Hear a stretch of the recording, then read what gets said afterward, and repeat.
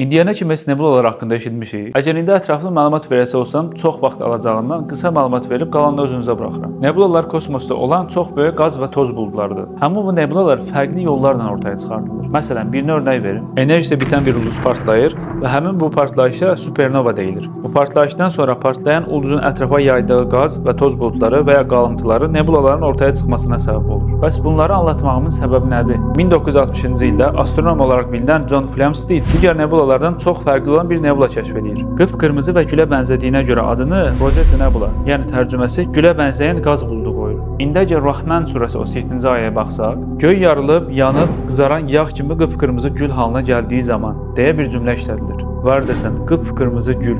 Sanki ayə birbaşa bu hadisədən danışır. Göy yarılıb dedikdə supernova dediyimiz ulduz partlamasını, yanıb qızaran yağ kimi dedikdə bu partlayışlarda günəşin istiliyindən belə dəfələrlə çox olan 1 milyar santiqrad dərəcə istiliyi, qıpqırmızı gül dedikdə isə bu hadisələrdən sonra ortaya çıxan eynən qırmızı gülə bənzəyən nebuladan xəbər verir. Baxın, bunu kəşf edən adam John Flamsteed xristian olaraq doğulub, xristian olaraq da ölüb. Yəni əgər bu nebulaya verdiyi qırmızı gül adının birbaşa Quran ayəsi ilə üst-üstə düşdüyünü bilsəydi, bəlkə də başqa bir ad qoyardı. Amma baxanda görürük ki, Rasulullah sallallahu aleyhi və səlləm sanki 14 əsr bundan qabaq həm nebulaların necə yarandığını, həm də hansı nebulanın insanların daha çox diqqətini çəkəcəyi qədər digərlərindən fərqləndiyini bildirmişcəsinə Quranda bizə işarələr qoyub. Hətta daha əmin olaq deyə rənginin nə olduğuna kimi qeyd edib. Bir insanın belə bir məlumatı kitabında qeyd eləməsi üçün ta ulduzlara kimi çıxıb, bütün ulduzların partlayışını müşahidə edib, bu partlayışlar arasında ortaya çıxan nebulaların ən çox gözə batanını seçməlidir. Buradan onu anlamış oluruq ki, bu 14 əsr qabaq bir insanın öyrənə biləcəyi bir məlumat deyil.